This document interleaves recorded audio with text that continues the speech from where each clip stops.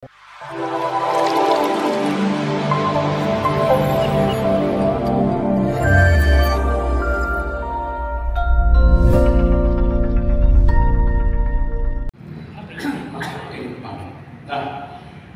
kita pesawat.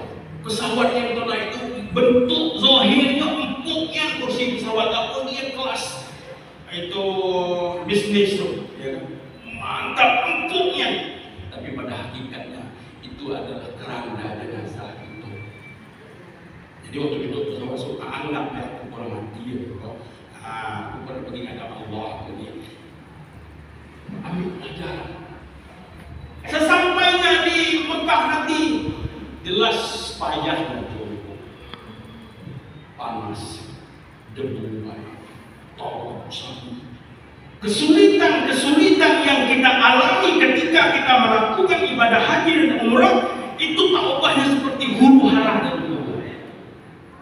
Huru hara dan kubur. Huru hara besok ketika kita dalam proses itu kita ingin menghadap Allah. Ada huru hara, ambil pelajaran di situ. Tanam bersifat sabar.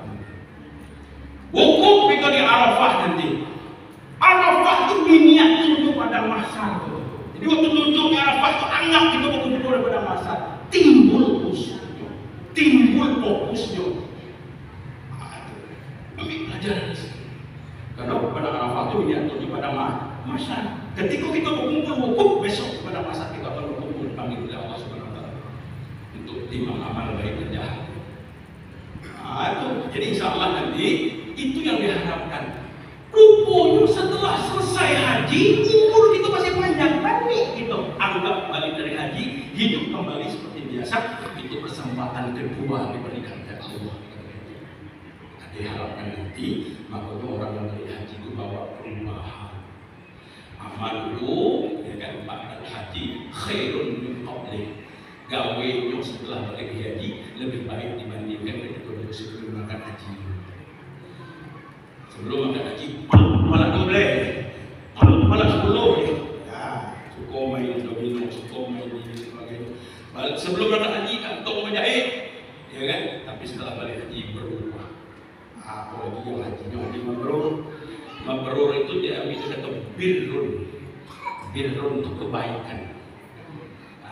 Jadi sebelum kita berangkat haji, muhasabah diri, dikumpulkan dulu semua kejelekan kita, dikumpulkan semua dosa-dosa, maksiat-maksiat yang pernah kita lakukan mulai dari umur 15 tahun sampai nak berangkat haji dikumpul. Bawa berangkat sana, tiba di sana dibuang dengan Tuhan seluruh Allah hapuskan.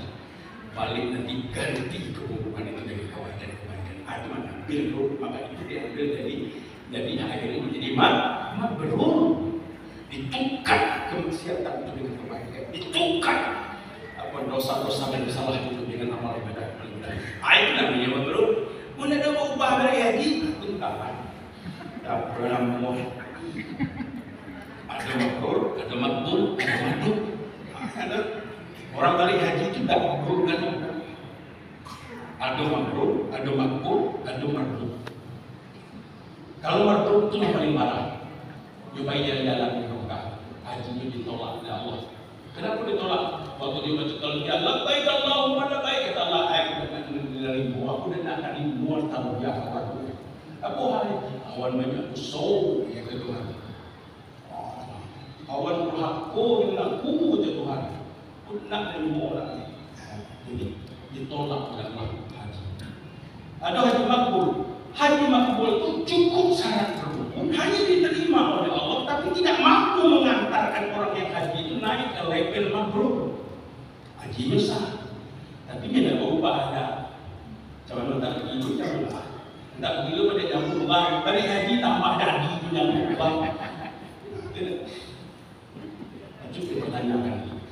Nah kita harapkan, yang kita harapkan bagi haji itu nanti dapat haji yang mabrur. Haji mabrur itu di samping haji dosa cukup syarat rukun, dia membawa sejuta kebaikan dan dia berubah dari sebelum haji dengan banding dengan biasa. Ya, haji bukan hanya pakaiannya yang berubah, tapi akan saya sampaikan nanti ada 3 jenis perubahan. Satu, kepribadian yang berubah, yang wujud sifat-sifat masing-masing, sifat tercela, ini tidak lagi sifat.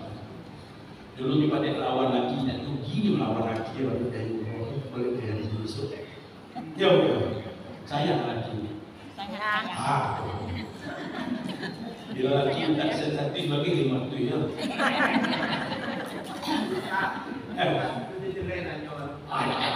Apa tujuannya lanjut ini? Baik, baik. Atau nanti berubah dari segi ibadah. Dulu dalam masjid, dalam tempat ibadah, dalam juga menghadiri majelis taklim, dalam sebab berdoa. Kini balik dari haji, dia menjadi pelopor dari segi ibadah, dari segi dia terpilih dari apa. Ayat ketiga nanti ada perubahan dari sosial. Dulu jarang yang ingin takziah mati dagang dan tengok sakit datang belum bantu betul. Tapi setelah dia balik dari haji, status apa dari segi sosial itu pemula, itu ada perubahan di situ aja dengan tapi itu tak boleh nanti kawan kita dapat produk kata pakai itu kawan kita ini jangan tidak menemukan orang tertentu itu cukup mengetahui kriteria haji mabrur ini haji yang boleh sebatas ini tapi juga ada haji yang mabrur mudah-mudahan semuanya haji mabrur tapi tidak dalam itu makanya berlombalah berjihadlah bersungguh-sungguhlah untuk bagaimana nanti berangkat haji kau balik besok bawa haji mabrur. Tapi usaha, ya kan? Usaha itu yang penting. Pak tidak semuanya nanti haji mabrur. Itu yang sampaikan kita buka, kan apa ya? Main buka daun, tengok nampak buah. Itu tentu, ya. Dan kita dah boleh tunggu lagu-lagu itu haji mabrur. Padahal tahu mabrur tidak itu adalah Allah. Cuma kita diberi kriteria seperti itu. Setelah balik dari haji, maka dia berubah ke arah yang lebih baik dipanggil Tuhan. Baik. Jadi sampai di sini, ya kan?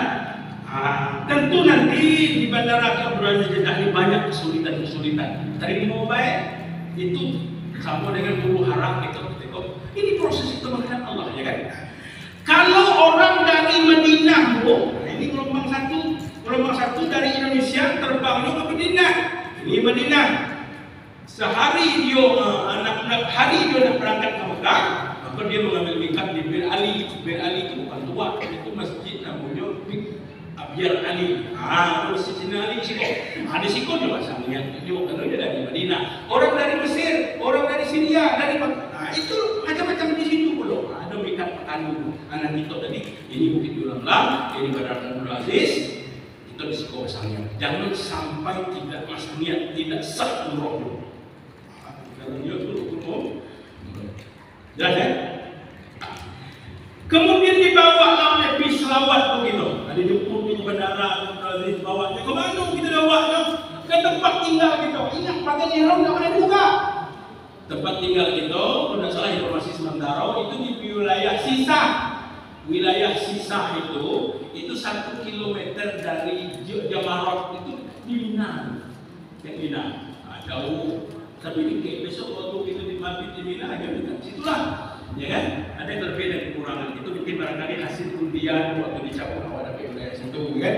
Dan sebagainya. Baik, sesampainya di hotel, ini saya sampaikan Pak dan Ibu. Pertama datang tuh dikenal dulu tempat awak tuh. Biasanya orang sesat tuh di hari pertama itu. Hari kedua, hari ketiga tidak. Hari pertama tuh, jadi kan jadi kejalan. Awak salah stop mobilnya. Awak pergi ke situ, terus berangkat ke situ begini. Tenang. Nah sesat macam itu. Oleh karena itu nanti atribut, ada gelang, ada apa yang dari yayasan dan sebagainya, itu dibawa HP diaktifkan. Mana tahu nanti kita dah tentu, kita tinggal telepon kawan-kawan kita jemput aku sini. Aku kan sesat ke mana ni?